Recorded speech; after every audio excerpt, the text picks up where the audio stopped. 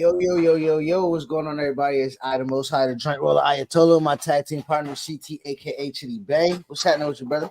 What's good, everybody? And we are the Underground of Professional Wrestling Podcast. Check us out on RW Podcast One on X or Twitter and all the medias of socialness.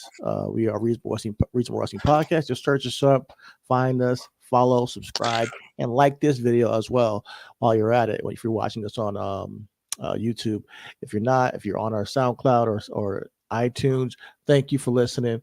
Love y'all. Definitely like it and follow us there as well. Subscribe to us and put on your notifications so you know whenever we're going live. But yes, we're here to bring to you the week that was in professional wrestling. And first and foremost, let's start with last night. Last night, man, there was a live event, a special live event with the rebranding of Impact Wrestling to back the rebranding back to what? Do you have something to say, Chris? Before we continue? Before we get into the show, I just have to inform the loss. All the Cowboy fans out there tonight. Before I get here we go. And bring the mood down even further on the show, I just want to start off by letting everybody know I am not in the best of moods. Okay, I am rolling up some weed. I am drinking myself into whatever is going to come into the show. All right. And as GD is blowing through, because he can care less. I understand. And Listen, this is not a sport, but this impacts me here as a wrestling podcast right here. I'm just saying, what did you expect, man? Did you expect to go to the Super Bowl? I expected, and the combination, if we're going to talk about hard kill, I thought my nigga was gonna be hard to kill, nigga. But they're easy to kill every year. They're easy to kill in the playoffs. What are you talking about? Me psychologically, I'm like, yo, they brought Jimmy Johnson back. It's been 25 years. I'm doing all types of math in my head and shit like that, bro. Man, Jimmy Johnson ain't gonna help you. It's gonna be hard to kill, bro. So if you looking at the title of this episode, Sad Cowboys Shit. Shout out to the fucking Hangman page, but I'm a sad cowboy today. I'm a sad fucking cowboy today. So we're gonna talk about the podcast. I'm playing the smallest violin for the Cowboys.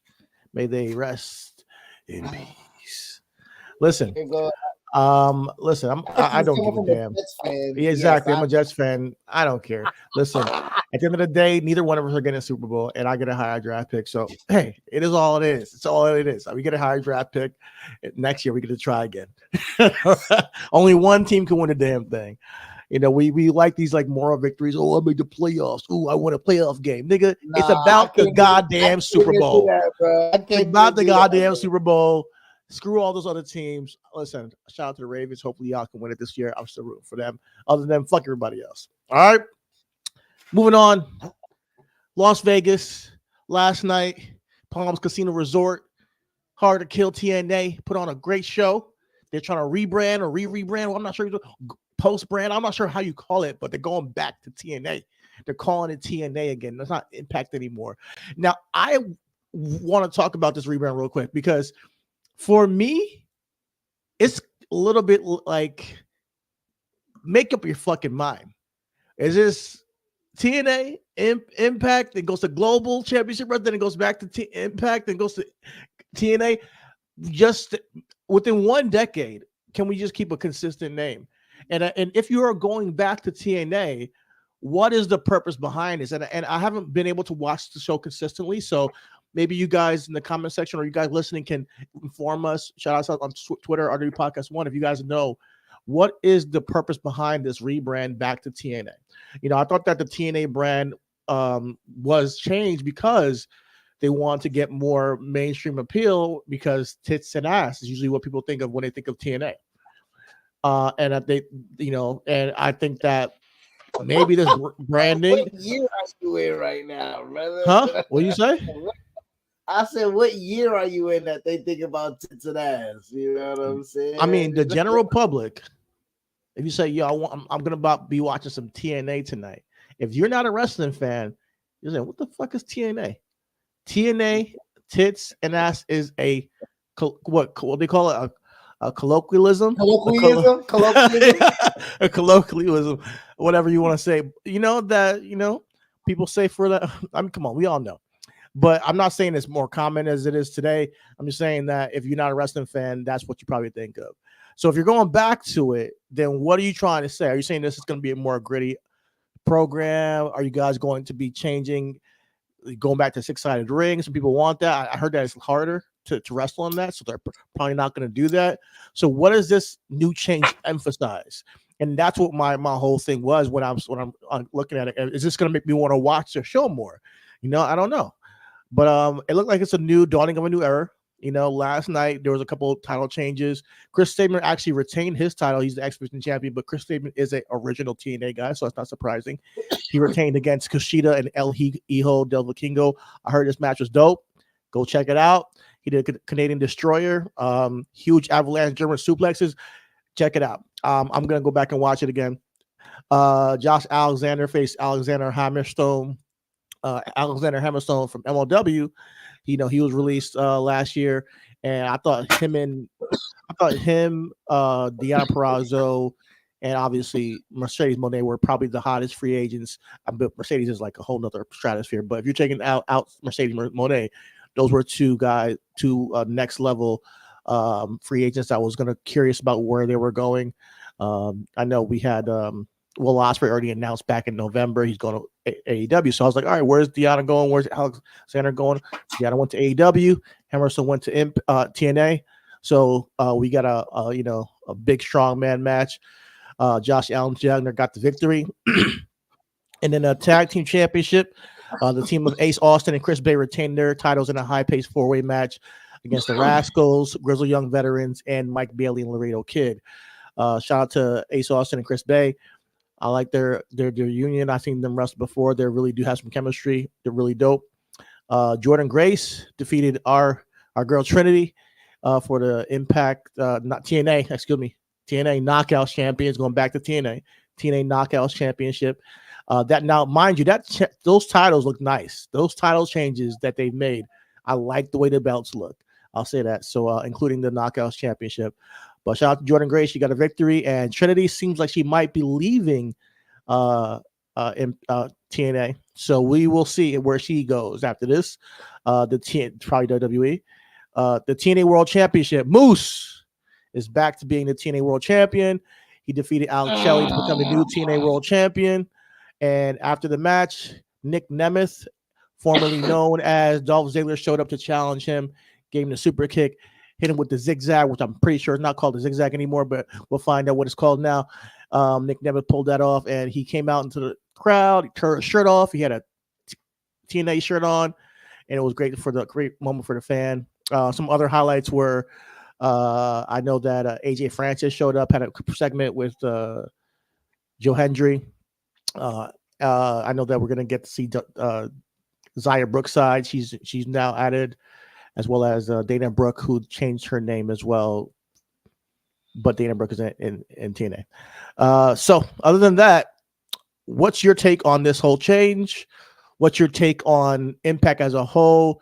Do you think that you'll tune in anytime this year to say, hey, you know what, let me check them out and see what's going on? I mean, that was a great summary. First of all, to answer your question, it's Impact, right? So use the when we talk about use the proper pronouns, pal. It's not Impact, it's TNA. It's not Impact. You called it Impact. You said it was one of your last sentences, but I'm just saying, like, the framework. Nigga, you know what the fuck I'm talking about. They just changed back, and it's confusing to me because they keep going back and forth every 5 years. Okay, let's chill out. It's not. It's for me, first and foremost. You ask what's the brand relevancy matters. I would say TNA. You say the global, right? But we talking about niche. We talking about our fan base, right? Wrestling doesn't really expand beyond the stratosphere unless it is WWE, Like, let's just be quite honest about that.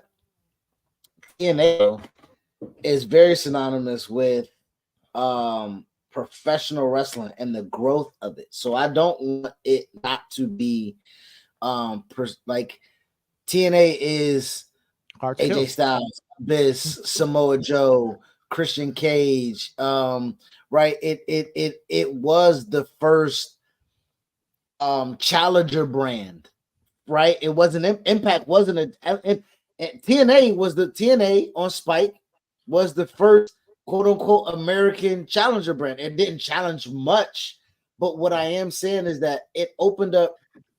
Let me hold on. No, I didn't say nothing. Hold on. What I'm trying to say is I didn't stick with TNA, but TNA when presented hooked a lot of people for the last 20 years or however long they've been around. And that matters. And I think that is the reason why you do that. I think, but that makes no sense to me because, like, if you go from, I clearly there's a gap in what I think and what they're doing. I'm not saying that I know. I'm ignorant. I'm going to be completely honest. I'm ignorant to this. But when there's a company name change, I think it should be very, very vocal of like why you're doing it, especially when it's something like the name of the entire, television program. Now, I get it. You're going back to something that's familiar with hardcore TNA fans. And I think that gives an energy of like, oh, it's going to be back to the old days. But you just mentioned TNA. When you think of it, you think of Samoa Joe, AJ Styles, Christian Cage. All these guys are not there anymore. So what is the meaning to bring back TNA as the name? What does it emphasize? What does it mean? And I like Hard to Kill being their first, big show because TNA is hard to kill. They have not. I respect the hell out of that company because it's never gone away after all the ups and downs, all the changes of management and leadership. They're still putting on shows, man, even during the pandemic. So shout out to them.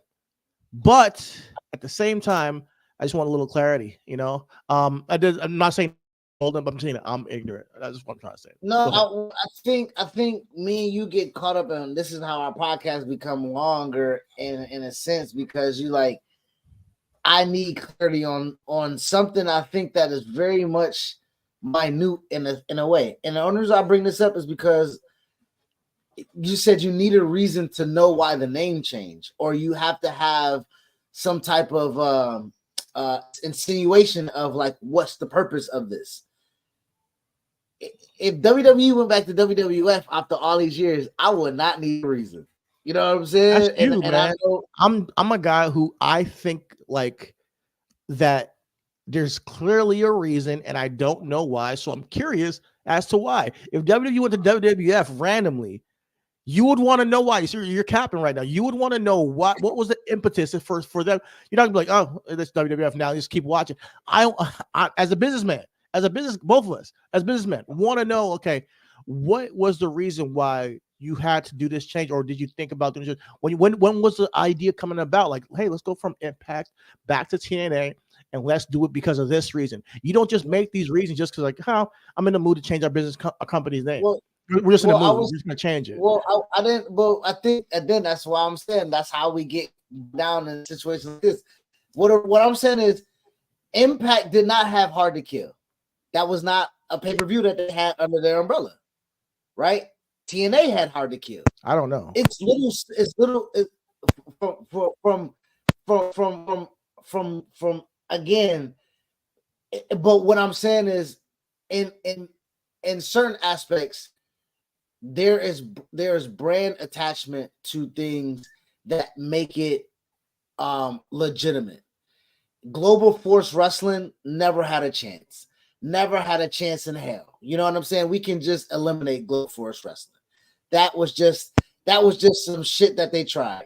Impact did have Hard to Kill last year, by the way. Just so you know, they had. We're talking about Impact and TNA, and I'll stand corrected with that. But what I am saying is that Impact Hard to Kill and TNA Hard to Kill. I'm not making it so that Impact and TNA are what makes the name. I am saying TNA Hard to Kill brings back or Slam TNA Slammiversary or TNA fucking like, and as you say, those wrestlers aren't there anymore. That is true. But if they are bringing back the sort of, hey, this is what we do, this is who we are, this is where we were the best at, and they have a roster or so to kind of make that happen, I think that kind of goes along with it. And also, I do think, to go to your point, Impact for so long was seen as like the little brother, right? Like it, like when X was on here, bro, we was like, nigga, we ain't watching no Impact. You know what I'm saying? And we ain't got time to watch no Impact, nigga. Impact, the fuck is Impact, nigga? This shit on Twitch, nigga. What the fuck? You know what I'm saying? I think right now, Okay, TNA. I pulled something up, by the way. Just finish what you're saying. Go ahead. Okay. I think for me,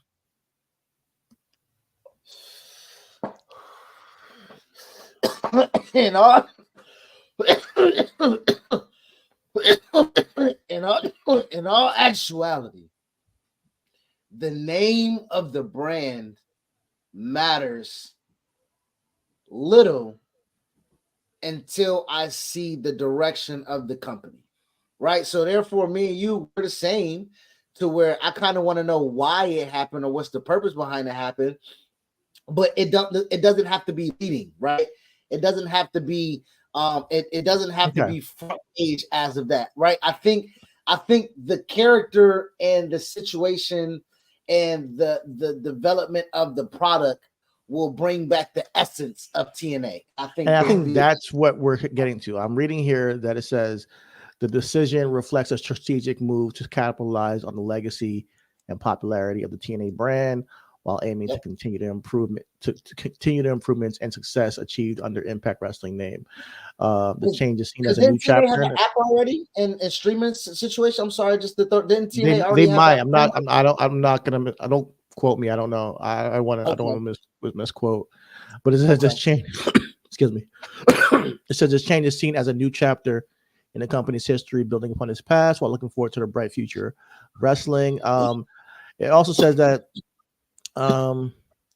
it aims to unify the fragmented history of the promotion, which has been known by different names over the years, including TNA, Global Force Wrestling, and Impact Wrestling. This rebranding helps consolidate the brand's identity and heritage.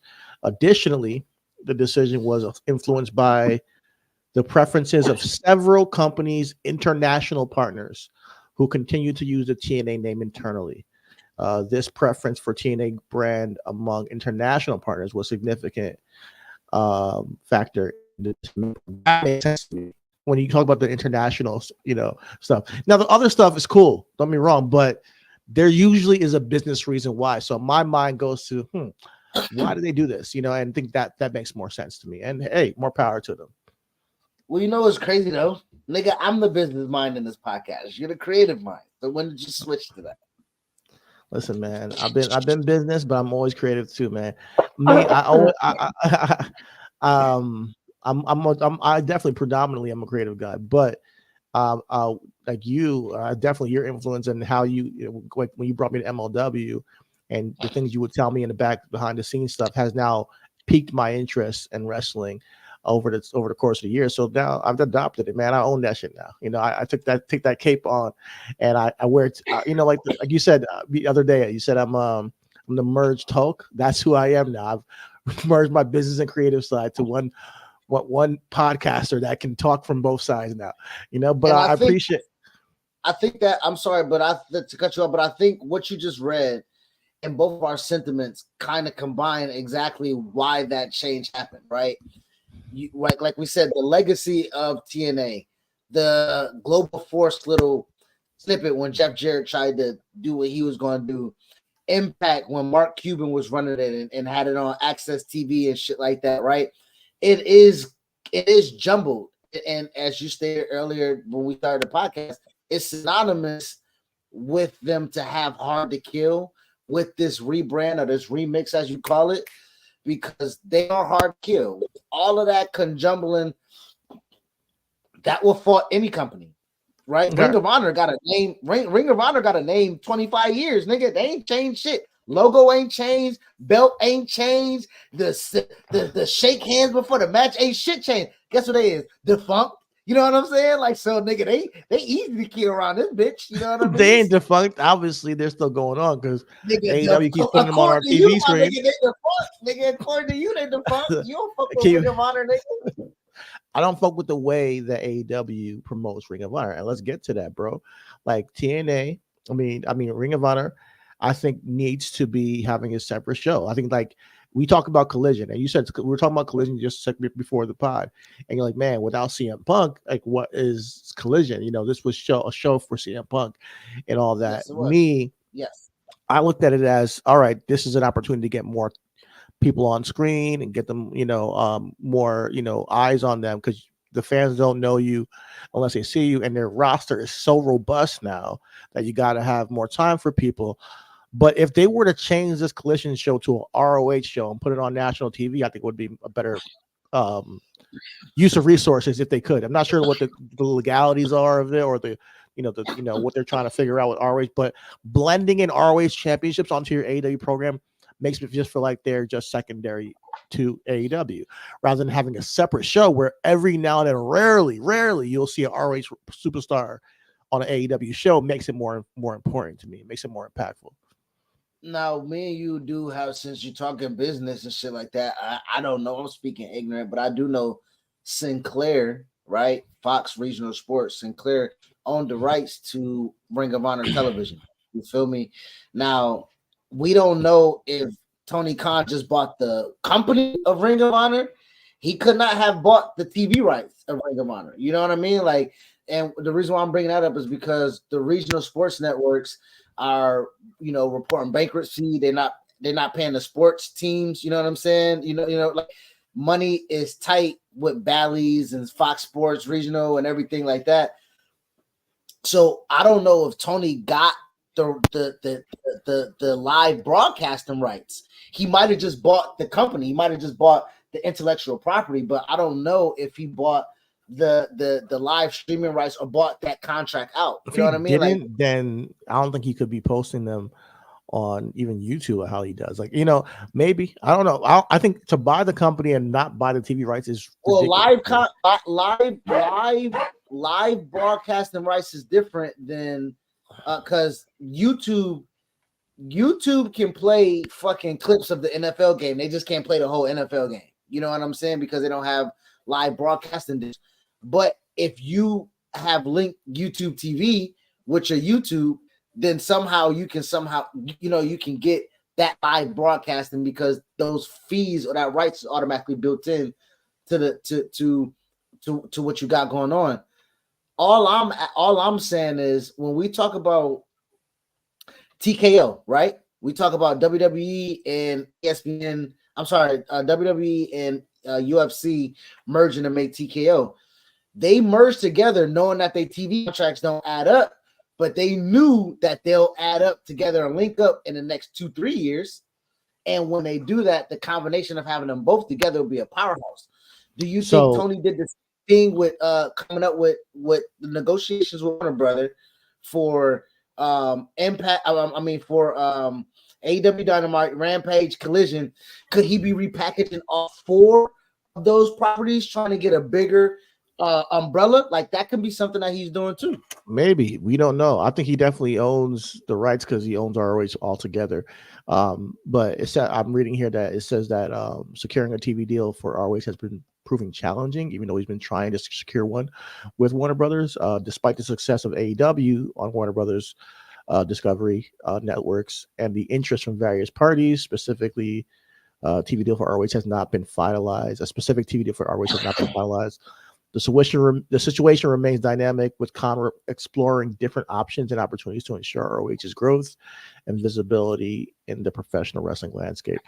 So it's just he's been trying to shop it, but he hasn't been able to. Now this goes back to what I'm talking about. This one goes back to a brand name and stuff like that, right? TNA has not been on TV since Spike TV, right? So what Mark Cuban do? Mark Cuban bought a fucking TV network. Mark Cuban bought a TV network and said, we're going to run Impact, and we gonna run motherfucking what's the other Shark Tank? That's what we gonna run. Mark Cuban he owned Access TV, if I'm not mistaken, and that was the channel that was the channel that Impact was on, TNA was on. So what I'm saying is that is the level of business that you kind of gotta be on if you're running into roadblocks. And Tony Khan's not in a situation where he can fucking buy a TV network. I don't think. You know what I'm saying? Like, especially if he's in a game where he got to negotiate and try to, and to what I was bringing up with Collision is there is no definition or no description or no direction as to what Collision is outside of it was supposed to be the show CM Punk ran. It was supposed to be something that Tony Khan did not have to burden himself with because CM Punk knows how to run a TV show. He knows how to produce. He knows segments. He knows commercials. He knows time limits. He knows time lengths. I think for me, I'm thinking Punk had full reigns to Collision. And that's news to me. I didn't think Punk was going to run the entire show. I did not think Punk was going to run the entire show. I've never heard that until just now. My thing is, why was Collision? We speculated and had on the talk. We talked on the show. Why did Collision come about? We thought Collision came about because that was going to be a CM Punk centric show. It was. We read the tabloids that it was going to be people he liked, people he wanted to work with, people that he saw that he can, do business with. That's how Ricky Starks kind of. That's how FTR was on the show a lot, and House of Black, Andrade, shit like that. Like, it was going to be a lot of guys that CM Punk felt comfortable working with because we didn't see Hangman's on there and Young Bucks on there and Kenny Omega's on there. Like, that was a CM Punk show. So I'm saying if it's a CM Punk show with CM Punk talent, CM Punk people that you want to work with, I'm pretty sure he's telling Tony how to fucking run that show, write the show, book the people on the show, and fucking perform on the show. Why would you make that big stretch from, all right, we're making a show where CM Punk doesn't have to fight people backstage to he's also going to be telling Tony Khan how to run the damn show. Why would you make that jump? Hold on. When does talent ever just say, hey, listen, Phil, Cheaty? That doesn't mean that he's making the show. Like, doesn't mean that he's saying camera shots and all this shit. It doesn't mean that CM Punk's coming to work for that. He's still an employee. That's not his contract. Hold on. You're making that as something. I'm sorry. Is the not COO of the biggest wrestling empire was he not trying to do that while being an active wrestler at the same time? Like, let's not forget Triple H was running. Like I don't want to fucking say that's beyond CM Punk when Paul Heyman said himself. Paul Heyman said himself when he was running SmackDown, when he was writing and booking the show, and when he was doing the camera shots and on a headset, there was nobody that was under him more than CM Punk. Then why can't I not take that leap and CM Punk run the show? Why wouldn't I be able to take that leap? I think it's complete speculation. I think that's a big leap because one thing, even Triple H, when he was wrestling, he wasn't the real COO of the company. That was a title for the authority. When he started becoming a actual, a runner of a show is when he went down to NXT and started running that show. That's when he was a full runner. Can Cody be used as an example with this thing? Listen, Cody is different. Mind you, Cody. No, neither one of them can. Not even Triple H, not Cody. You know why? Cody and Triple H are two different stories. Cody was from the inception of the company and came together with the guy to create this from the inception. Triple H is married to the boss's daughter. He went down to NXT, started running that show. Only now is Triple H actually running the main show. Even when he was wrestling, he wasn't doing that. CM Punk, who was away from wrestling for 9 years, came back to wrestle and be a wrestler. That's what his contract is. I can't say that he is calling the shots of Collision. I think that's a show. Granted. I do. How was that? Okay. Hold on. Don't get mad at me. Hold on. I'm not mad. I'm not mad. I can get on it. I'm the pissed off mood. I'm just saying, How you gonna say my shit speculation and you gonna talk facts? You don't know the nigga contract. Pull it up, show it, split screen it. Let me see it. I don't know what the fucking contract was either. So you think the contract was like, hey, in the contract, you're going to have a fight backstage, and we're gonna have to make a show for you, Collision. That only came about. That only came about because of the fight, bro. Like, don't because Collision only came about because of the fight. Collision only came about the fight because I think that came about. There was a long gap between CM Punk coming back after that fight, and then they're like, all right, we're gonna our locker room, and everything. We're gonna make. I think they did have plans to make another show. Don't get me wrong. I do think they had that, but they said now we're gonna make it officially separate brands. I think that's what they wanted to do. They wanted Saturday Night Wrestling, and want to make it. By the way, Mark Cuban never owned Impact. I think you're thinking about somebody else. By the way, I think talking about the Anthem Sports acquisition, which was that other dude.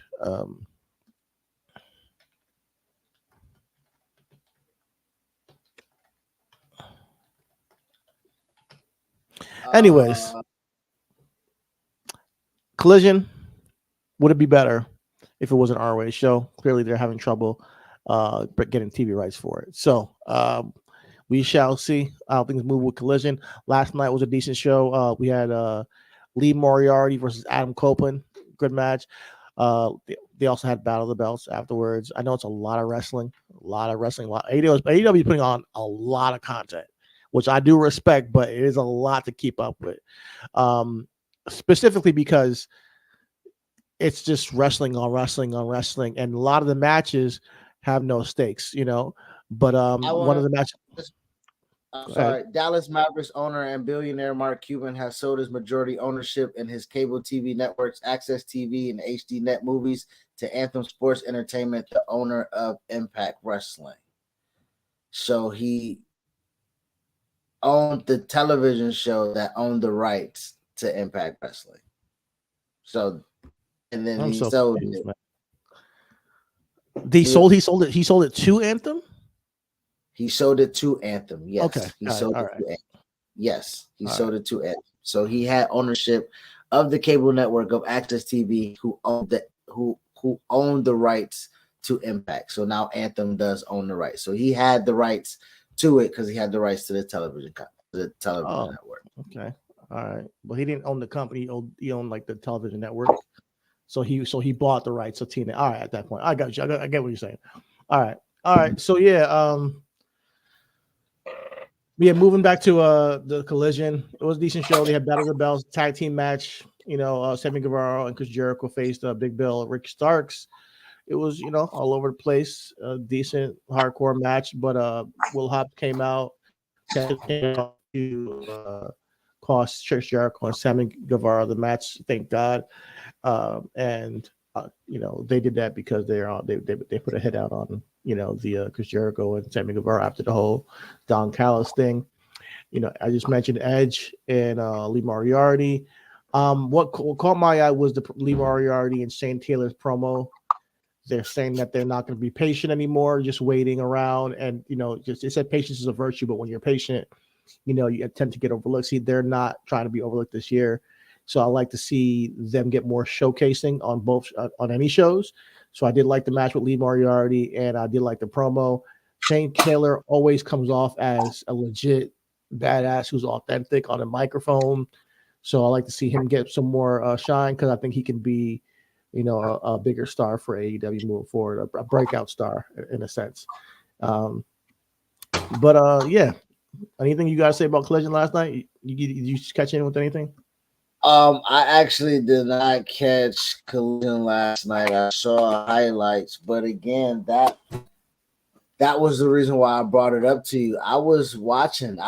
That's the reason why we didn't record on Saturdays, because I said I wanted to watch Collision. I was excited about the show. I was excited about the direction. Ricky Starks was on the show. Singles push was and the World Championship match for CM Punk, the fucking feud with Bryan Danielson that led to a strap match. You know what I'm saying? Like, that show had significance to my wrestling viewing.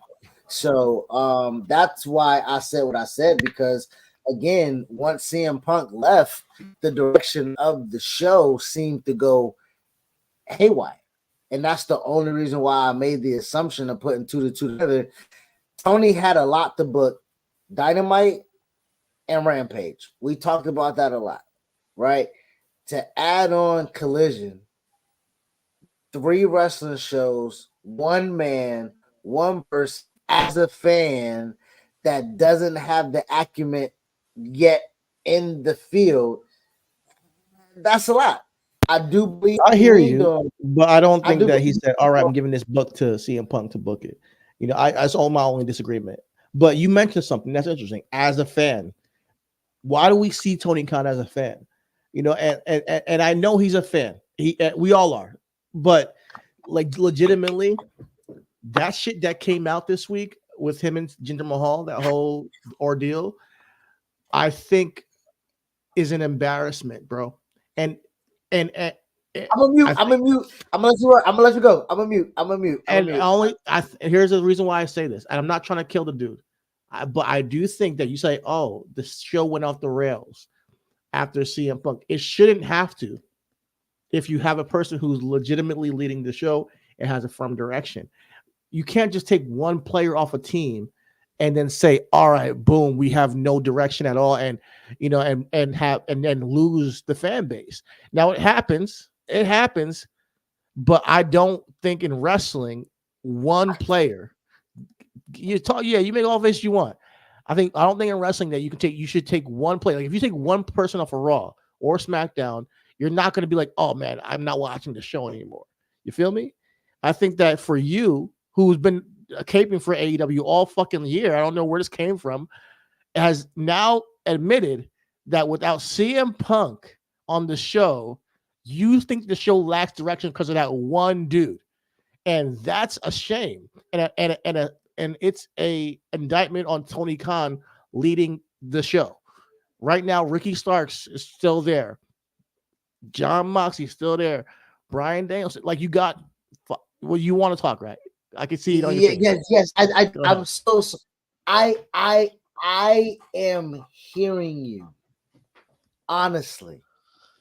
And when you make a point of, if I take one person off of Raw, if I take one person off of SmackDown, it still is a show. True. What upsets me is hearing you as a Jet fan live, and I know wrestling. You said wrestling. Everything is wrestling. Oh my God! Thank you. So, I knew you were gonna go here too. I knew it. Oh, but no, keep that energy. Keep that energy. Go ahead. One player made you say, fuck this season. Like from day one, my nigga. You told us in the group that since October, November, December, January, 4 months. You telling me, nigga, let's get ready for the draft. All right. So all I'm saying is that with that being said, CM Punk was Aaron Rodgers to AEW. CM Punk was a 40-plus-year-old back-to-back. We need somebody to take us over the top player. You got him in house. You don't indict Robert Sala. You don't indict fucking Woody Johnson. I do. No, you don't. We just had a conversation this past week where I was like, yo, you cannot, just because of this quarterback going down, give up on a season. And because our season's the record, I would say, listen, I would be having conversations about firing this guy, but they're not doing it. I had that conversation with you. I also said he's a defensive coach, and our defense is one of the top 5 defenses. So let me ask you, what's Tony Khan's hot defense right now? What is the reason why? He's a matchmaker. He's a matchmaker, bro. That is the fucking problem, bro. And here's the thing. I don't even. Let me. Yo, you. Okay. Okay. Listen. Go ahead. Land. I'm a mute. Land. I'm land. I'm about to grab the charger. Go ahead. I'm landing. Land. No, I'm gonna get my I'm gonna get my fucking resources first, yo. Like you talking all this nonsense when you sent me all this shit this week about how Eric Bischoff had an issue with the why. The why. Why would you have two men in a ring wrestling? And that's where the difference is between a booker, like a matchmaker, and a guy who's legitimately running a show. And I'm trying to pull up that video right now because honestly, he made it so simple. If two men are in the ring, I'm trying to find it. I can't find it right now, but you sent it to me. If two men are in the ring, the biggest reason to watch the show is why. Why? Why are these two men fighting? Whether it be man or woman, whatever it may be. Why? And I think AEW genuinely multiple times lacks that. When we are interested, or at least for me, when I'm interested is when there is a why there. When Swerve comes out and says, listen, Hangman, I want your spot. Immediately, I know why we're seeing this match. When he says, hey, I want to be the first black AEW champion, immediately I know why this character is doing all the things he's doing. When you have a guy who's a booker, a fan, a matchmaker, and he is running a company to see it grow, there is a problem with just having it just be matches. There's a problem with there not being a why behind it. And you sent that to me, and I'm telling you that you understand. If you wouldn't have sent it to me, if you didn't understand that too, as a guy who tells stories himself, a guy who's a poet in his own right, stories are the reason why human beings, I think, like in all of entertainment, it's a story. Even in sports, the reason why let me make this. So we make this sports analogy all the time, right? So let me bring music involved into this, right? Most Def just had an interview, right? Most Def just had an interview, and they asked, "Is Drake hip hop?" And that nigga Most Def was like, "Drake is pop to me," right? When I think of Drake, I think Target, I think shopping, I think convenience. You know what I'm saying? Like and then he went on and had in depth. He was like, at what point does you realize that you making at what point do you see the columns falling? Like at what point you make something of substance? At what point does the art is not made out of something that is conceptually arbitrated? You feel me? Mm-hmm. What I'm stating is that when you say what is Tony Khan's and this is why I want to blend the three, right? Wrestling, sports, rap. You do feel a type of way that Robert Saleh is a defensive coach when you look at the Browns in the same situation and made the playoffs with a Kevin Stefanski. Now, you made the playoffs because Kevin Stefanski looks at the way of the game differently than your coach do. And I'll say this, hindrance-wise, you won't say you can't compare the two. The Jets had a top 5 defense going into this year. Everybody thought that was Super Bowl caliber. During the year, what defense niggas was talking about? The Browns. At the same time, them niggas had shitty quarterback play, bad quarterback play, injured quarterback play. Now, I'm saying this in this. Tony Khan, as a booker, should look like Triple H, should look like Shawn Michaels, should look like fucking what else you want to say? Because I can't say I watched Impact, so I can't even call Scott, you know what I'm saying, a good booker. But I will say this: his deficiency. I say this: his strength is his weakness, but his deficiency is the fact that I can always know that when I tune into a show, I will be entertained with a fire match. Now, you talk about story. There aren't always stories that you follow about the match. And I would say it's because there's a disconnect in how the stories are being told.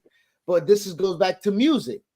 When there's a message in the music, or when there's something that you just want to hear in a song, when there's a part in the song, even if the shit is nonsensical, you will fucking be like, I'm about to click out on these niggas. I'm about to click. Hey, I'm about to click out on these niggas. Yeah, but they got shit in the song.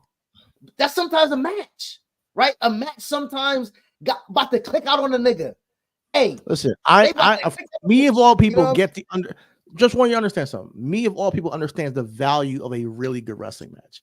I be coming to you about matches. You be like, oh, really? That was a good match. Yeah, check it out. I be coming to you about matches. I made Chitty Bangers for a reason, so I could check out and highlight other matches, other companies, and showcase that. With no story. I want to move us aside for a second, and I want to let Eric Bischoff say it because he says it better than I can. Because as a company and a television show, it matters for the story. It does. I'm sorry, it does. And I think that's what takes those types of matches to the next level and creates these stars. You know what I mean? And I'm going to put him up there. I'm sharing it right now. Put him in the show. Let him say it. All right. And this is brought to you by 83 Weeks. Eric Bischoff with Conrad Thompson. Let me know if you can hear it. I'm bringing him in right now.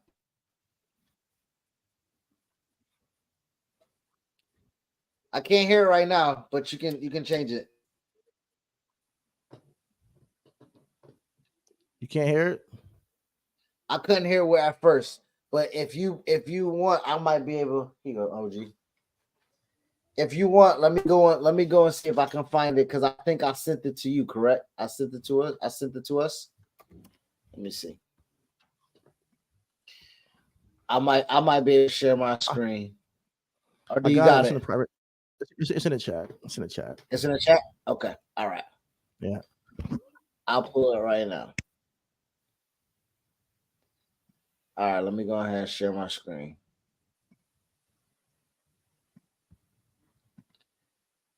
I ain't gonna hold you. I hate that I use that analogy because I'm about to click out on these niggas. I'm about to click A, about to be in my head all fucking day. Cause I'm about to click out on these niggas. I'm about to click A. That's what I'm saying. That shit don't mean shit, bro.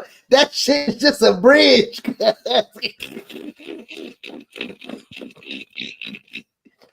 All right, let me go back to see if we can hear it. Hold on.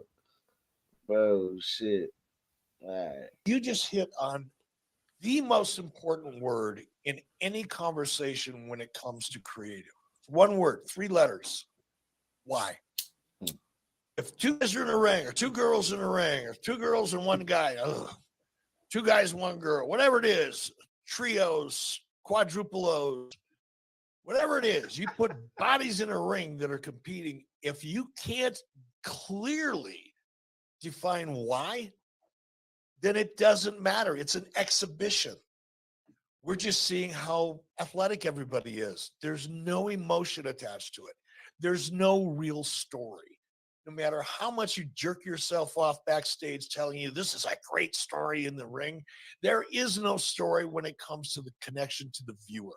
There's no journey. There's no nothing. It's just a match. It's an exhibition.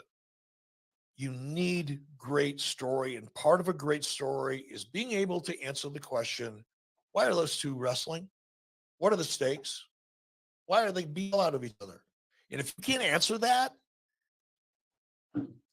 you're just filling air. You're just filling.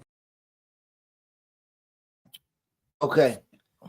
Now I wanted to ask you and to bring home my sports analogy, right, to this. I just want to say this. Eric Bischoff is right. You can have that right. You can have that sentiment. When guys strap up, it's to win a Super Bowl, correct? So with Eric Bischoff, his Super Bowl is like, tell me why, right? Why? When things go off the rail, right? When, like you said, your season is done. All you want to know is like, can these perform? Can these niggas fit a scheme? Can these niggas stay around? Can I sign these niggas next year? Right? When the Super Bowl is no longer on your mind, what's the next goal for strapping up? Sometimes I'm not being a caper for it. I do know shit go off the rails. And when you say that we have to compare certain people to certain people, that's very difficult to do when I'm asking you as a sports fan, why the Jets not in the playoffs with a top 5 defense and the Browns are. But hold on, and I'm bringing this to this. When Tony Khan, as a fan, got into this with unlimited amount of money and can't fucking do the same things that fucking Triple H and Shawn Michaels do with the same resources. I just wish that we could keep it on topic, because because it's like apples and oranges when we talk about a lot of these things, because it just doesn't correlate. I know where you're going with it, but it just doesn't correlate. To me, the whataboutism only falls in the cases that if the premise is the premise, for me, it's this for me. And that's what I'm saying. For me, that's why me and you are different. I'm the same, right? For you, you can contextualize your entertainment into, well, this ideology has to work this way, but we already talked about wrestling don't have no logic. Oh my God. Yes, it does. You can say that it doesn't have any logic. I think that there's a lot of times that wrestling, or else we wouldn't have this podcast, bro. Like, a lot of times wrestling is stupid and it's fantastical. And yes, it's a fantasy in a sense. It's a work, but so is an action movie or any cartoon or any reality TV show or any fucking news article or any fucking news channel. There's logic behind all this stuff, but at the end of the day, it's somebody telling you a story. At the end of the day, all of it is a fucking story. This podcast is a fucking story. I'm sorry. This is what life is. Life is a fucking story. And that's why we resonate so much with it. That's why people gravitate so much to it. So it's very important that people say, oh, that's who Ricky Starks is, and why is he a tag team champion, and why did they get together, and why are they doing this, rather than and then saying, okay, we get behind them. You know why? You know, when we see DX, I know you want to talk, but give me a second, man. When we see DX, it's, oh, who are these guys? Why are they together? Oh, they're brothers. Oh, they're juvenile. Oh, they're doing all these funny antics. Oh, they're, anti-authority. Oh, this is that as the character. Then when you get a Bret Hart next to him who says, hey, these guys are degenerate, I can't stand them, and they're everything that's wrong with them, it creates a why for a Shawn Michaels versus Bret Hart match, a Hart Foundation versus DX match that matters. And I think that we can all understand that. But what he's saying, Eric Bischoff, is this is quite necessary to be what Tony Khan is trying to be, and that is a challenger brand. That's what he said from his own words, that he wants to be a challenger brand. And for you to do that, you have to create stars. And I don't think it's going to be, I don't think it's impossible, but I think it's extremely hard to create genuine stars in America just off of ring talent, just off a ring. You're gonna get wrestling marks who are like, yeah, I love fucking El Hijo del Vikingo. But until he has a storyline that we care about, he ain't gonna transcend. He's gonna be stuck at a certain level. Well, I think this is why, for one, you and I have this podcast. Two, this is why my sentiment of why I feel the way I feel is true to me. For one, when you say stories necessary, not always in science fiction, right? Yes, but sometimes, like, I have to come to you, Marvel, and be like, yo, how does shit make sense, bro? You be like, no, nigga, like, when I read the comic, and sometimes it don't for it. And what I'm saying is, your story, you have a story. You have a story, and you have a story to the adaptation that don't even align to the story that you read. But you know that there's a story somewhere in there. It's even a story even in science fiction, if you remove all the comic book stuff, they have to then adapt it and make a beginning, middle, and end. And that's all we're talking about with AEW. When they do it, they do great. Come on, that CM Punk MJF shit was fantastic. When we talk about Swerve, Hangman Page, fantastic. John Moxley, fantastic. But my point is this. Let me actually answer your question. Does everything have to have a story? Absolutely not. But what I will say is something has to grab us on every show. And if it's just CM Punk and you're not watching Collision anymore, then they just lost somebody, a viewer, and that's not okay. Now you got to go back to the drawing board as a coach and say, yo, Who's my next star player? Are we going to be drafting somebody else, or are we going to develop somebody on my squad? And what I had a problem with as a Jet fan was when our star player went down, they basically said, all right, we're going to develop this kid. And when it stopped going right, they just went and chose somebody else too quickly. So I'm talking about my Jets team. They grab somebody else, and then we still have problems because you're switching too much. Make one person a star. By now, Wardlow should be a huge star. But what is he doing? He's behind Adam Cole, just like he was behind MJF. You know what? By now, Sammy Guevara should be his own star. But what is he doing? He's behind Chris Jericho, like he's always been. You know? But it's the same thing. You have yet to transcend and make stars out of these guys. And Ricky Starks is about to leave because of it. That's true. I can say that to you. That's true. But let's be, and this is why I say I want to be real, and that's why I give it an even playing field. You said the reason, this podcast, 2019, this podcast, WWE was not giving us the things that they've given us right now. Guess how long it's been? It's been 5 years. And in that 5 years, they were doing some it was like they're just now getting revved up. You know what I'm saying? Like, but it took a drastic change to do that. You feel me? And unless Tony Khan is gonna leave due to something and somebody else take the spot, I don't see anything changing. The drastic, but this is what I'm trying to tell you. For me, for them, their drastic change is CM Punk. This is the bell curve for me because listen, the trajectory of the company is rising. When they lured him out of retirement after 7 years, 8 years, 9 years, whatever the case may be, that was they were expecting a fucking rocket on them. That's where I'm talking about the collision portion. They were expecting all eyes to be on them. They got CM Punk now. They got Chris Jericho. They got John Moxley. They got Adam Cole. They got Bryan Danielson. They got Samoa Joe. And they're going to make the start. And they're going to make this. They're going to make stars of Darby Allin. They're going to make stars of MJF. They're going to make stars of Swerve, Hangman Page. They got the Young Bucks. Evie. They was all banking on also CM Punk really being their Aaron Rodgers. Honestly, like when we talk about Garrett Wilson, you say you might not have heard it.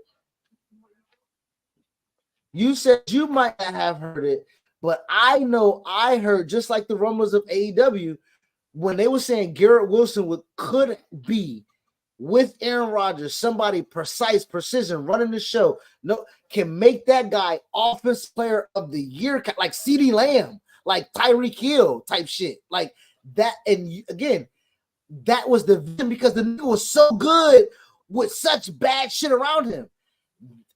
AEW was looking at CM Punk to take them over. And the bell curve to me, when you said it's a drastic change, and this is what I'm seeing now, Tony Khan is reconfiguring. And I'm noticing he's figuring out, okay, who's here with me? Who's here with me? Because as you say, even if it is a bad time, the Jets players are still strapping up for Robert Saleh. They still playing hard.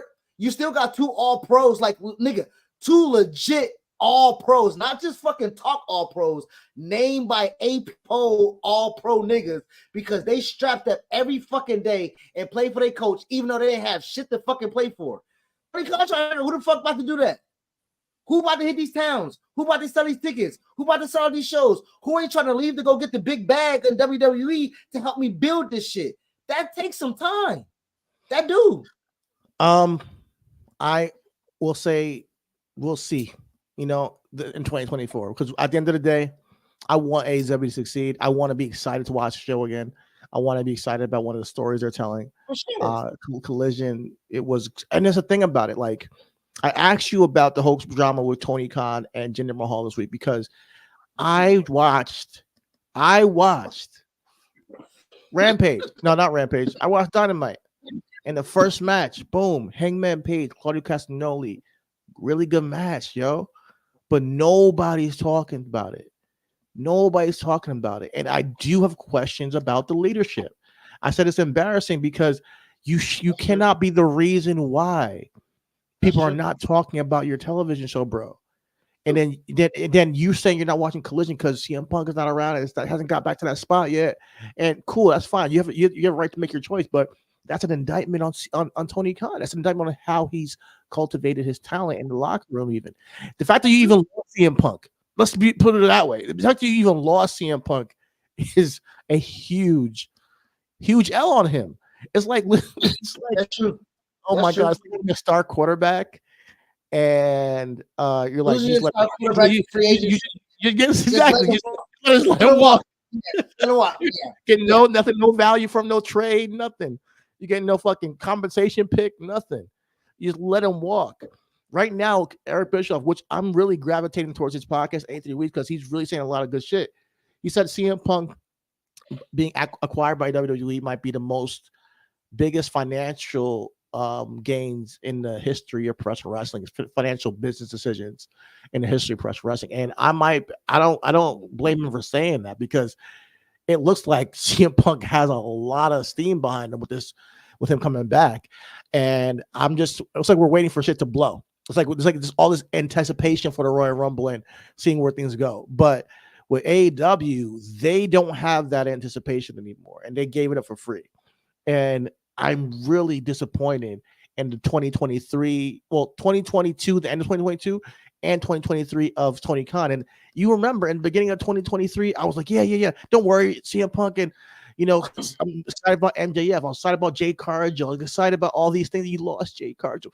And I was like, damn, now MJF I think he'll probably come back to AEW, but right now he's not on the television screen, and he's one of my favorite wrestlers on this, in AEW. So it's like, man, okay, you really got to go back to the drawing board. And I'm going to give him that grace, because this is not easy to pivot from such an L of last year while getting the victory of Wembley and all that. But that's why I bring up people like Will Ospreay when I come to the pod, because when you add in a Will Ospreay and you give him a really strong storyline, and then you have a Swerve with a really strong storyline and a Hangman Page, it starts to compound over the episodes. And you start to say, okay, we have a concurrent fan base that's growing rather than dwindling. So I hope that the talk of the town with AEW over the rest of this year is not about online Twitter drama anymore. I hope that it's not about any backstage fights or people wanting to leave the company, and more about, did you see this promo? Did you see this match? Did you see this story of this program? Oh, I can't wait to see who's this. The devil got revealed, and it was like a fart in the wind. People were like, oh, okay. Whereas Karrion Kross gets, AOP together, and people are like, oh man, I like what I see. Like, just AOP and Karrion Kross with the Paul Ellering. Let's talk about nah. We're not gonna Final Testament. I ain't gonna hold you, brother. That shit look fire. But you feel me? Like, this is you built up all the way to Adam Cole being revealed, and for the United, the Undisputed Kingdom, and now you just one thing with AOP and the Final Testament. I mean, if we talk about AOP over the Kingdom, my nigga, you know where I'm going every time. You know what I mean? Bro, you gotta the Undisputed Kingdom. So like, I mean, I like what they're doing on Raw, because on SmackDown, because you immediately have this rivalry. They ain't even got Maria Bennett out there, my nigga. You feel me? Like, they not doing nothing to help them niggas out. At least Karrion Kross got Scarlet. Even Scarlet, blonde, brunette, brown, black, hard, nigga. What, it don't matter. Nah, Scarlet got it, man. Honestly, it's a whole different vibe. When you see Scarlet, Paul Ellering carrying an AOP behind him, flanking him, it's like, okay, these guys are a force to be reckoned with, So I love it, But when mind you, Karrion Kross was like thought of as a joke all of 2023. Adam Cole was thought of as a future AEW World Champion all of 2023. Why are we so excited for this guy and not the other? I want to be honest. We had a conversation about, is Karrion Kross Sid? And people hate that shit. Vibes, nigga. I was on to something. But when you say this about Karrion Kross, legitimate though. Think about storytelling, as you say.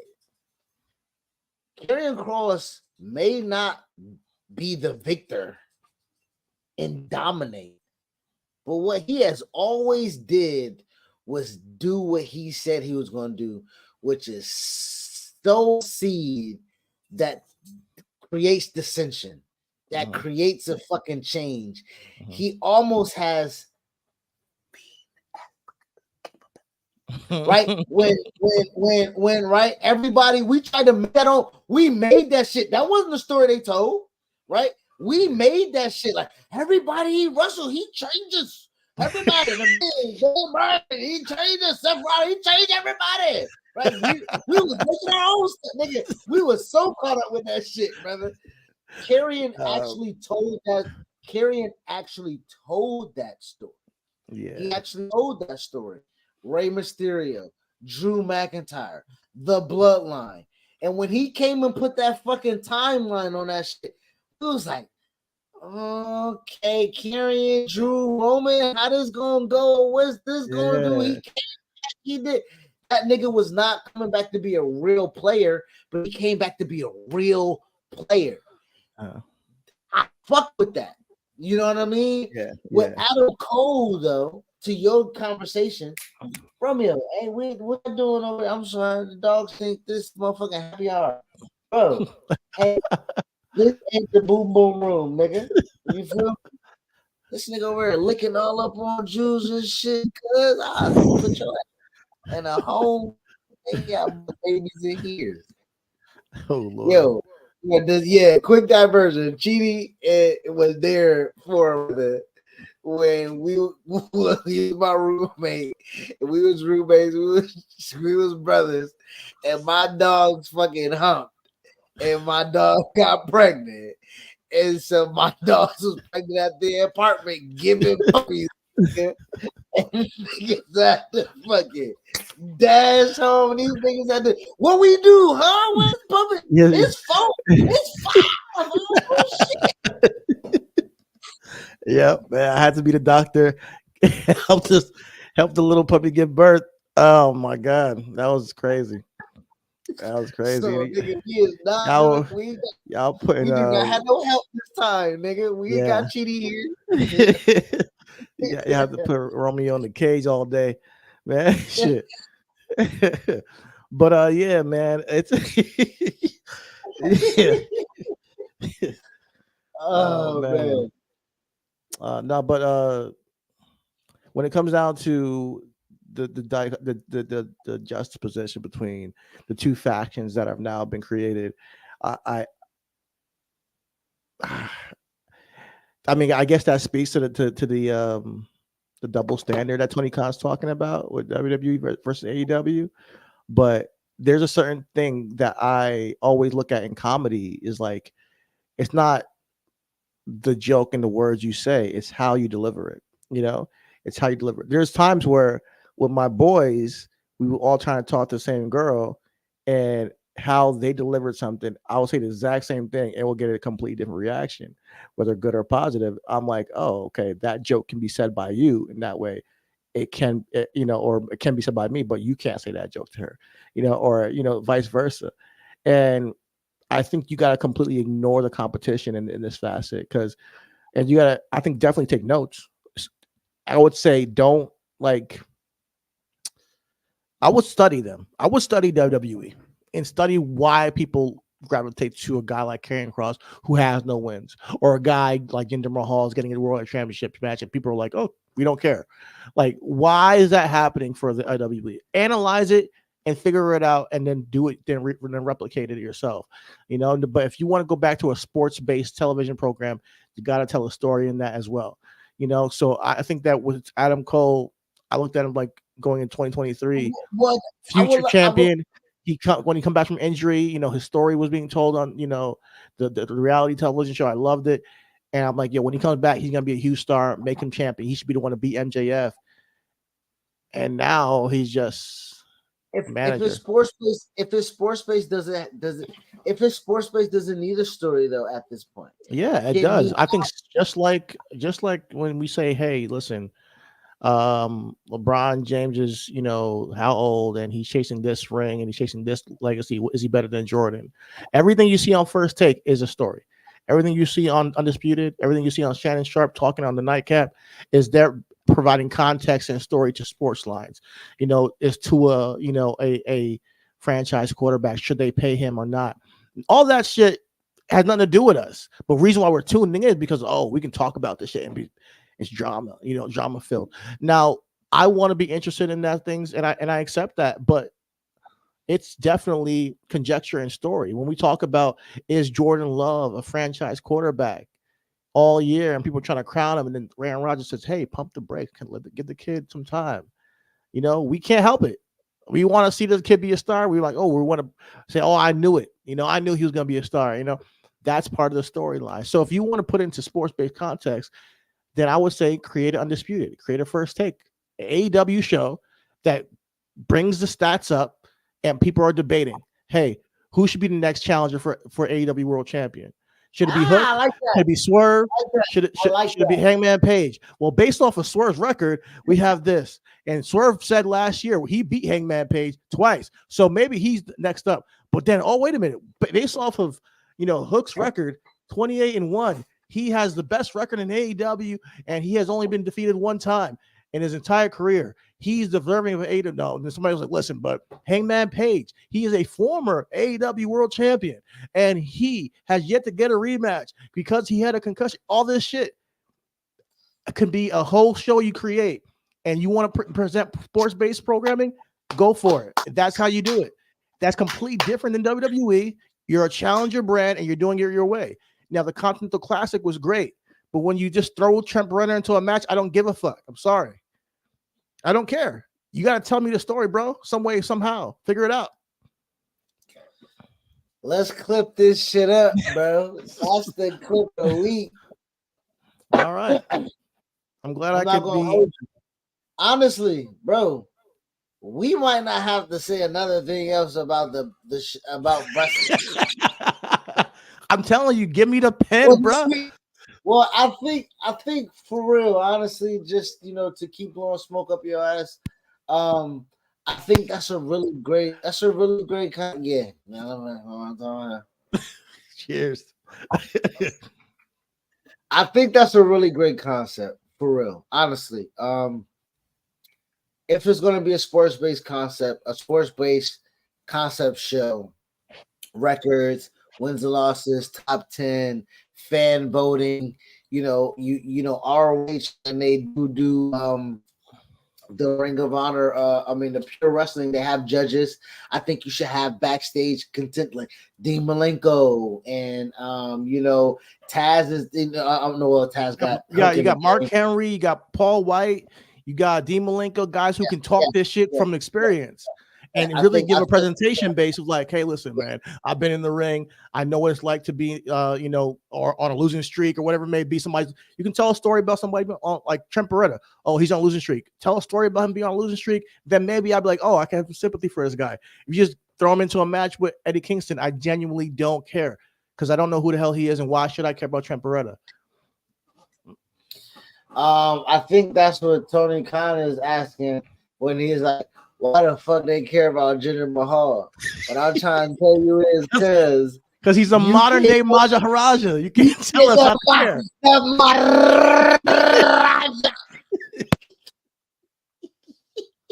We know who he is. We know he hates America. We know who the fuck this nigga is.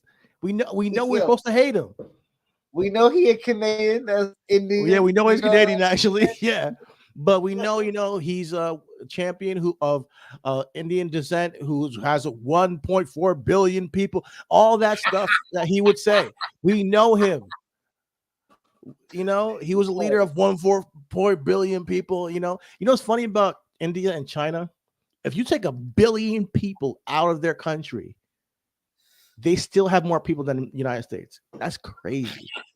That is crazy. I know that's a crazy fact right there, but that's wild. But no, it's worth with the motherfucking fact on this podcast. I'm sorry, but I was shocked when I heard that shit. That's crazy. But we up too, nigga. Shit.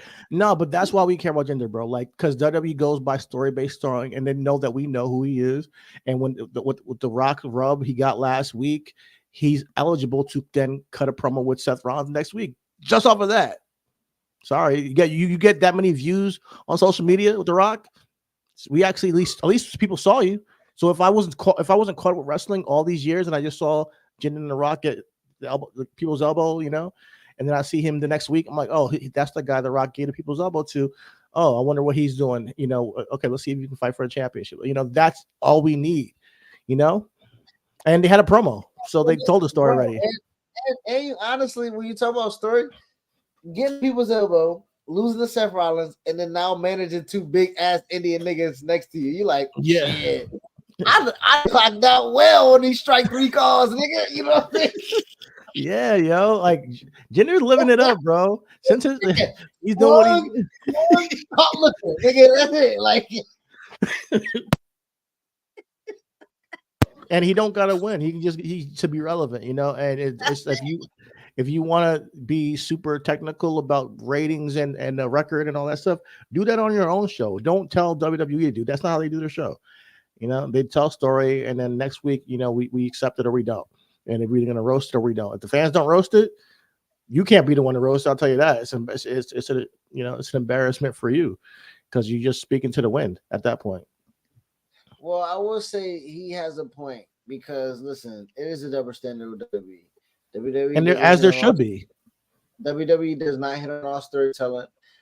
They have more resources. They have more stars. They have more people that we know of, right? And I think that when they don't hit on everything, we then do say, hey, AEW don't hit on everything, and that's the whataboutism that hurts, right? I think when Tony Khan is like, yo, if they don't hit on everything, we don't hit on everything, just say everything don't get hit on. You feel me? And just like what's now, if you want to talk about the percentage of what you like of that we hit on, then that's fine, right? I think that's the difference that of the take, right? The and percentage I really do. Go ahead. No, but I'm gonna say I really do like when AEW allows character building and story. I do when they actually do it. I like it. Like what Tony Storm is doing with Deonna Purrazzo. I'm actually kind of interested in the women's division a little bit. I want to see where it goes. But like I think Tony Storm is really funny in this character. I really think she has like she hit alignment in some way where a nerve with me where I'm like, oh, this works, bro.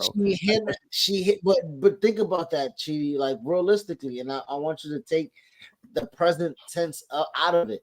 She hit an alignment with you because you thought that she was to get her just due. And the title reign that she had was subservient to you as a fan. And so therefore, this is giving you sustenance. So there is context to it all, right? So with Tony Khan, I think he's learning from his mistakes on the fly. You can't give all the credit to Tony Storm as character builder. You have to give credit to Tony Khan. Like, okay, I see your vision. I give you. We talked about it in the press conference. You brought it to life. I got the production behind it. We're gonna go after it. I'm gonna give you the title. We're gonna run with it. The fans is liking it. We're gonna run. This is the same woman who I was like, I didn't give a damn about her last title reign. I didn't care at all. That whole Outcast shit pissed me off. Didn't love it.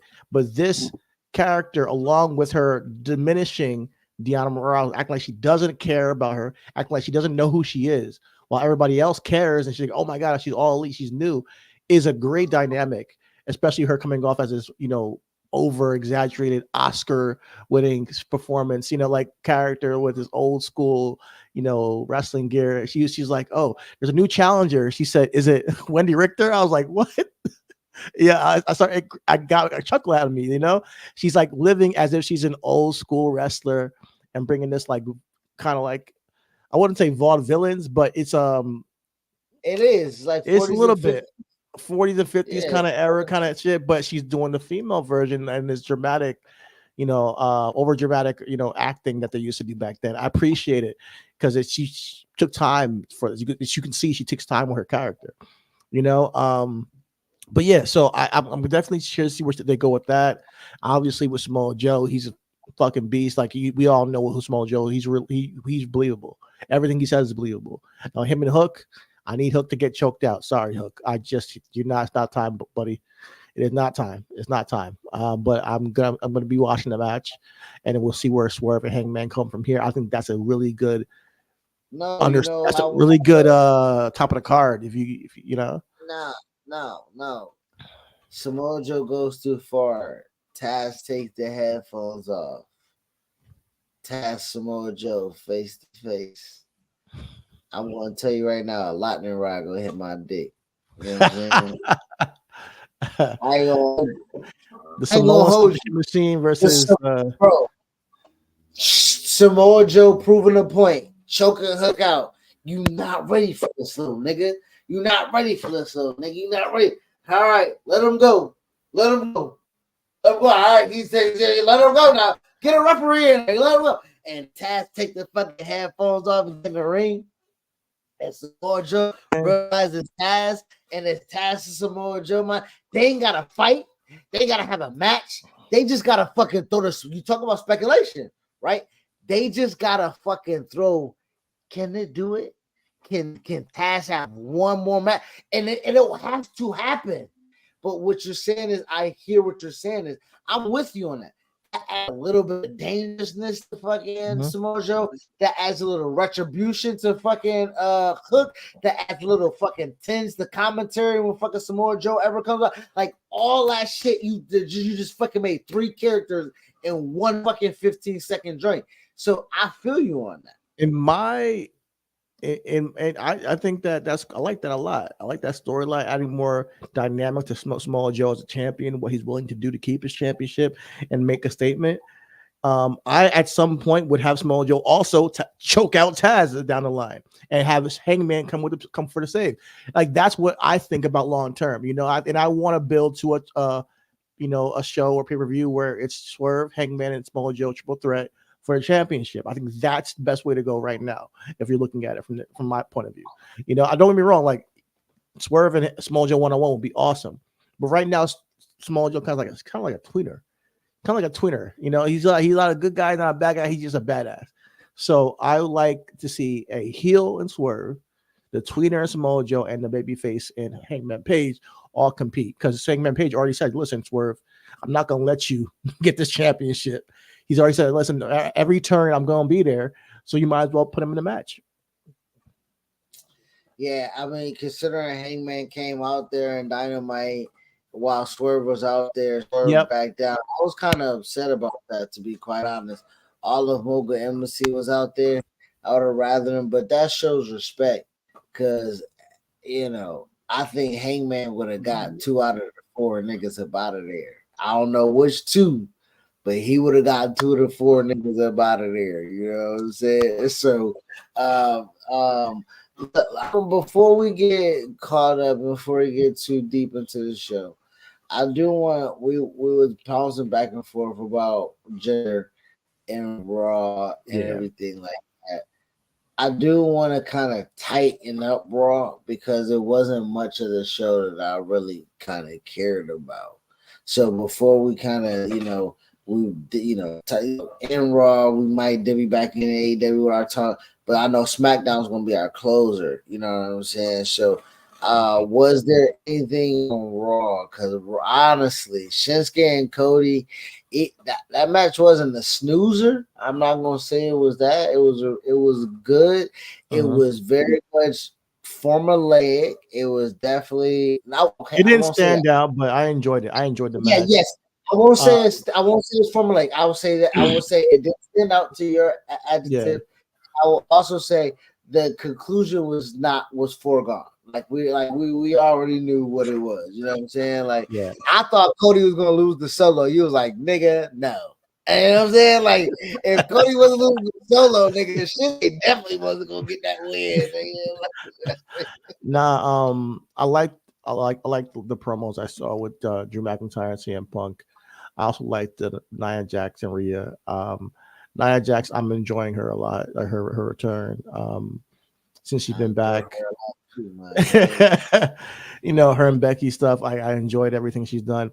And I think people don't give her enough credit. So I'm going to shout her out every time I see her do something or say something that I like. I think her presence is great for the women's division there.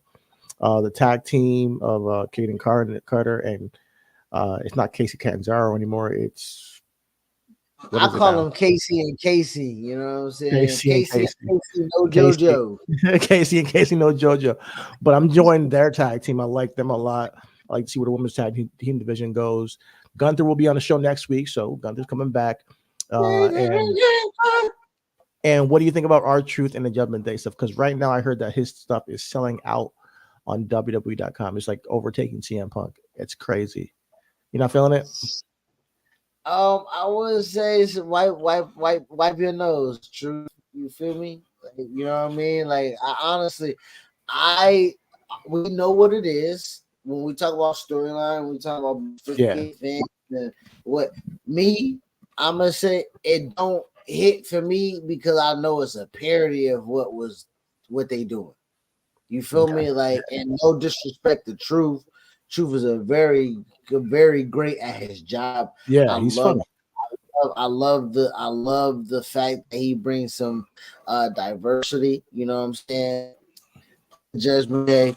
I love the fact that also diversity is in the main event scene. You know what I'm saying? Regardless how it is there, we get to see and motherfucking opening segments and closing segments and multiple backstage segments. You know what I'm saying? So when you talk about business and logics, to know that a motherfucking 50-year-old can motherfucking come in and still sell it out and scream, "What's up?"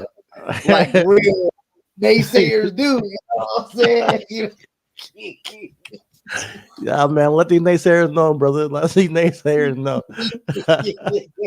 No, but I feel you, man. So R-Truth, man. He's like I always say, he's a national treasure, man. He feel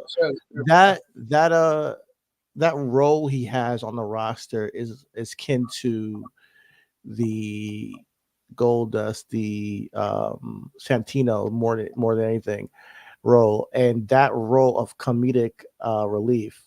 He does it so well that he can be anywhere on the card, literally. You know, he could be in the main event 1 week, he can be in the mid card, he can be just in a backstage segment, and he gets a reaction every single time. People are laughing. Like, so when you go to a show and you're at a live event and you have R-Truth in the ring and, you know, says something uncouth that you don't expect, and your kid's laughing and everybody else is laughing, it's a great moment. So I think he's a Hall of Famer just off of his comedic timing and what he does with that. And I'm excited to see where this thing goes. Me personally, I'm not extremely like into this whole Judgment Day thing. But I think it's entertaining. But I do think that if this doesn't lead to like an impactful angle, then it just becomes that was fun for a little while, you know. Like, well, I see the dissension with Rhea and Damian, and I see, you know, Finn, you know, trying to, you know, do the whole thing with Johnny Gargano and Tommaso and try to keep the tag titles.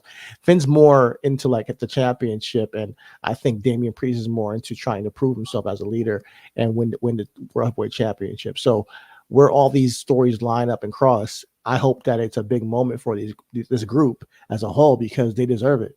They put in so much great work to get this group over, and now adding R-Truth to it. Well, I'm not saying that it has to be as big as the Bloodline shit with Sammy, but it should be a moment where it all comes together rather than just become like every single week another joke. You know, I want something of substance at some point. But other than that, Raw, you know, is Raw, and I'm enjoying it. Seth Rollins and Jinder next week. Gunther will be back.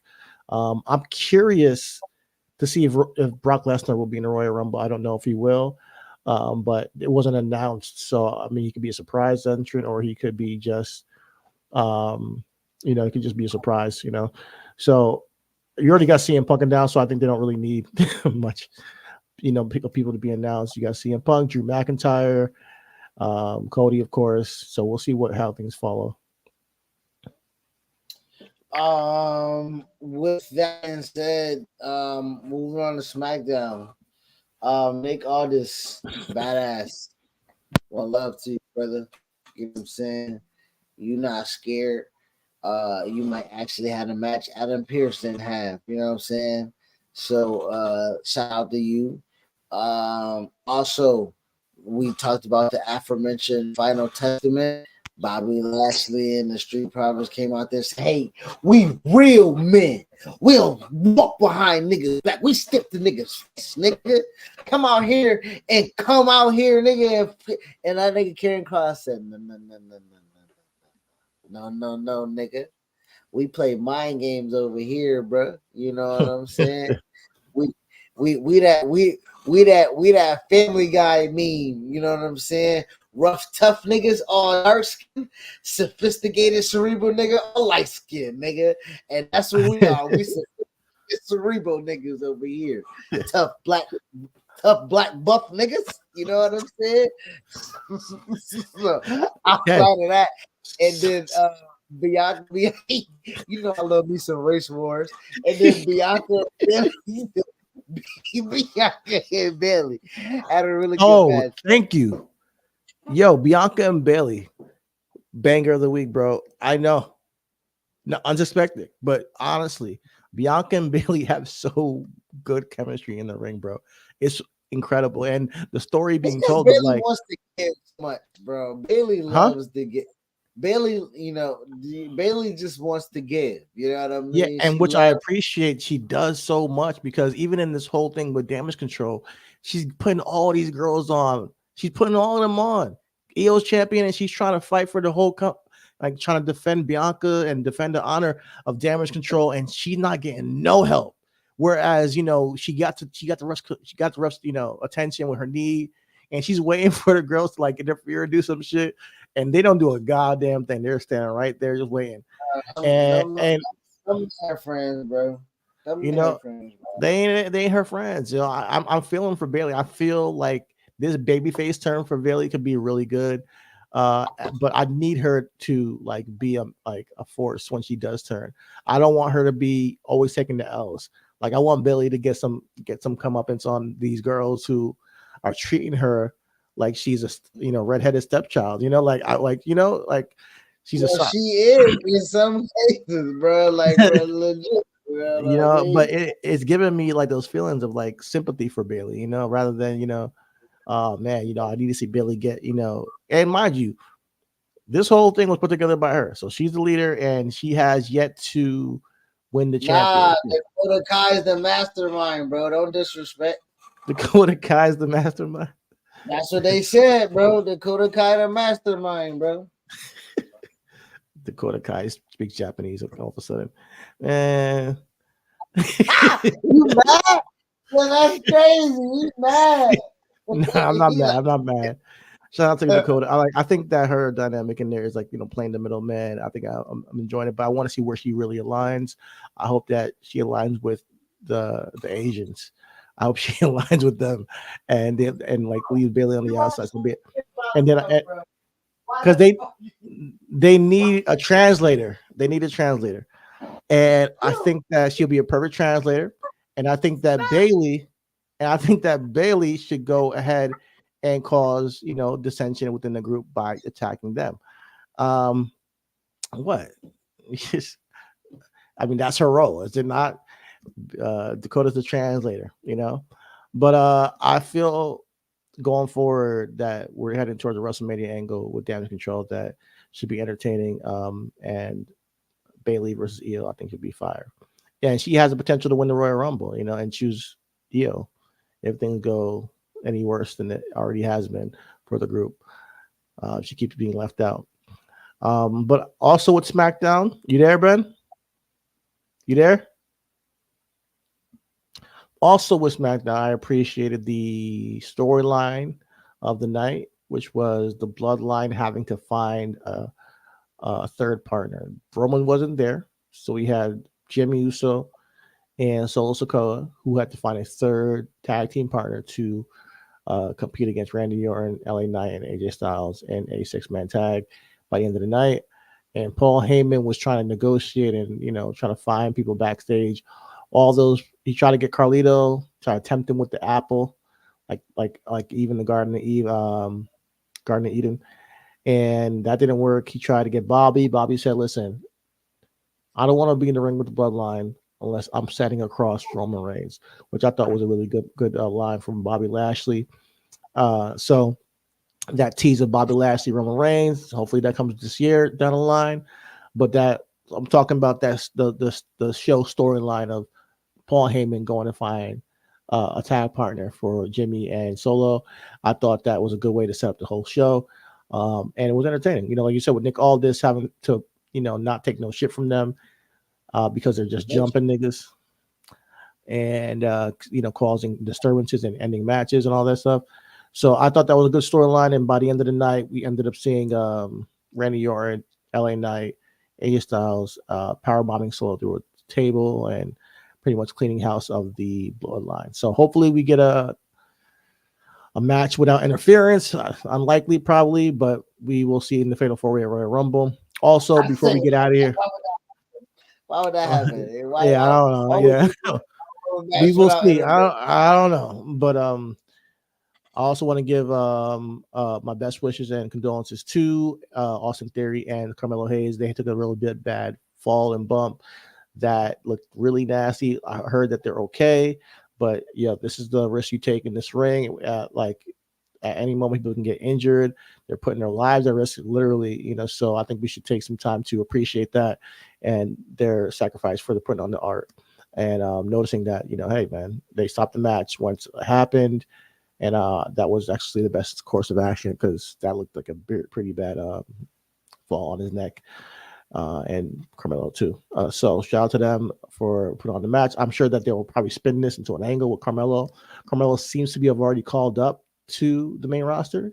He mentioned the Royal Rumble to Nick Aldis before he got interrupted by Grayson Waller and Austin Theory. So I think that was a cool little tease that Carmelo might be in the Royal Rumble. He said, listen, man, I'm here. I want to shoot my shot.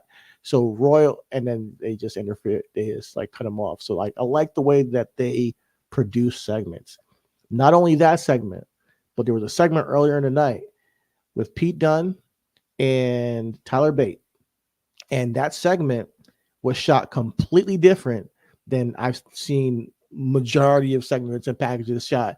This looked like a damn sitcom movie or whatever it may be. It was like legit, like a movie. He's trying to get him to be a tag team partner, and he's like, listen, I know you're trying to figure out yourself, find who you are outside of the brawling brutes. And I thought it added a lot of character to Pete Dunne.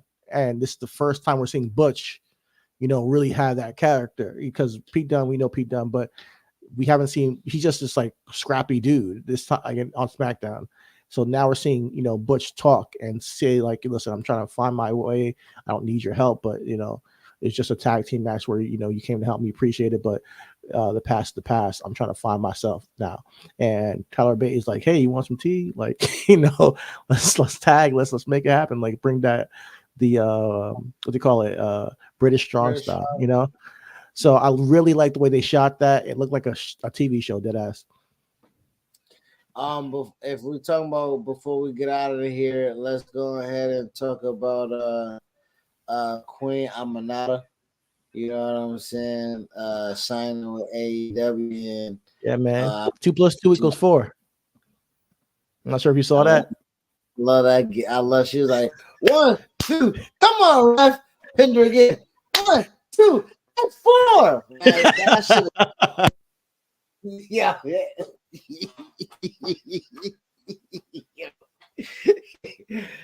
So she's beautiful black African queen being signed to AEW. Shout out to Queen.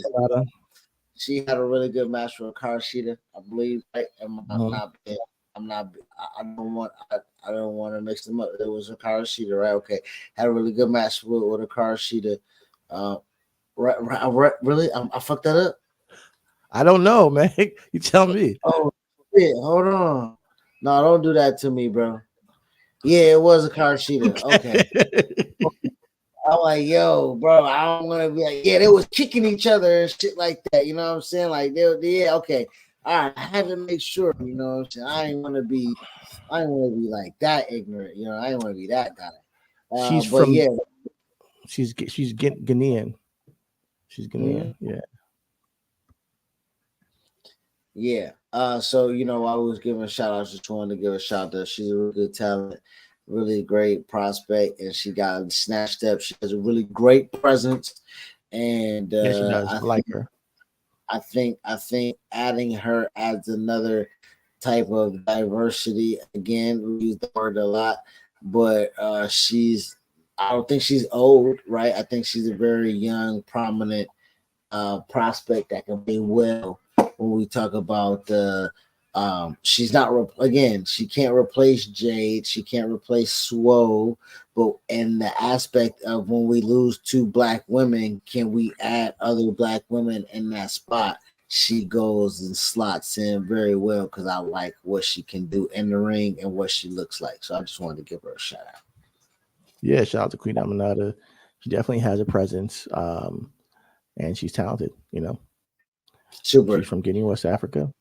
Definitely excited to see her development, how she goes, and yeah, along with her, Kiera Hogan, Red Velvet, Willow Nightingale. I love the diversity in the women's division over there. Shout out to our Boricuas and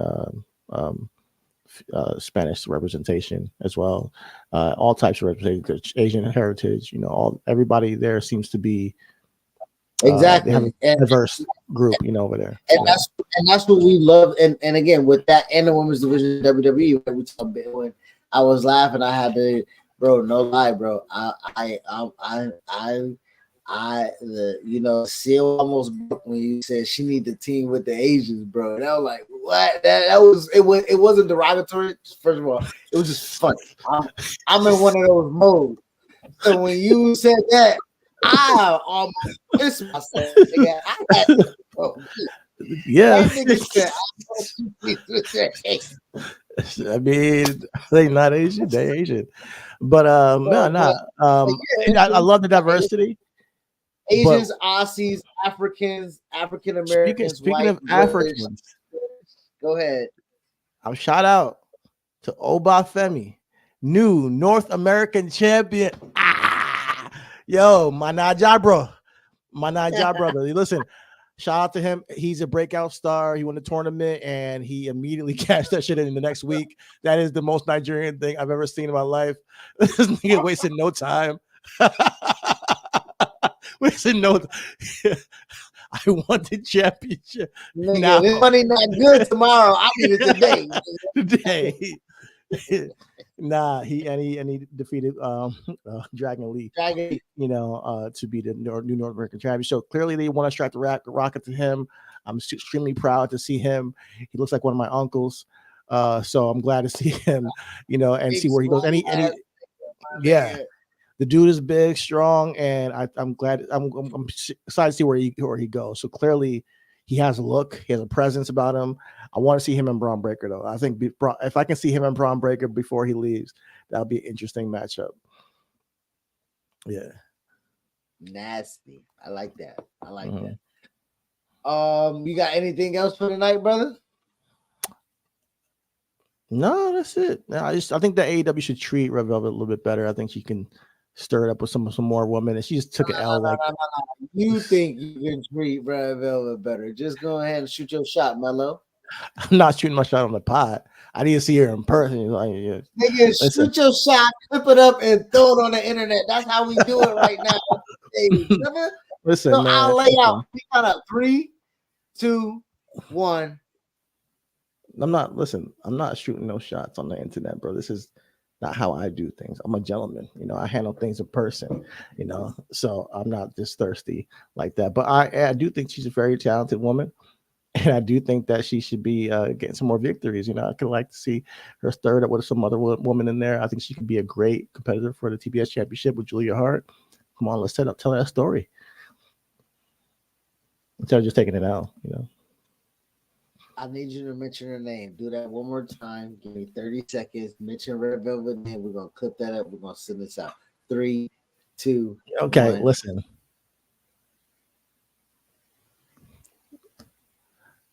All's love. Everything is wrestling. Thank y'all for watching Reasonable Wrestling.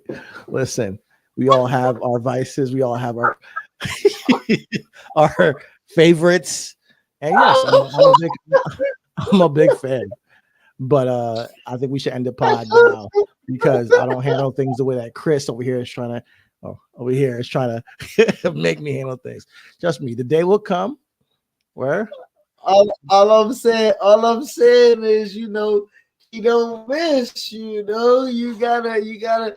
miss 100% of the shots you don't take. And we don't know how. All I'm just saying is this. Just hear me out. We talk about a lot of shit that happened on the podcast, and then we watch TV and we be like, nah, nigga, if you thought about all this shit, nigga, you would have been did all the shit we did. So sometimes our shit get put out there in the atmosphere and stuff like that.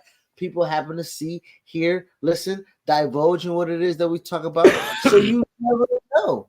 Here's the thing. Here's one thing I want to tell all the men who listen to this podcast about women.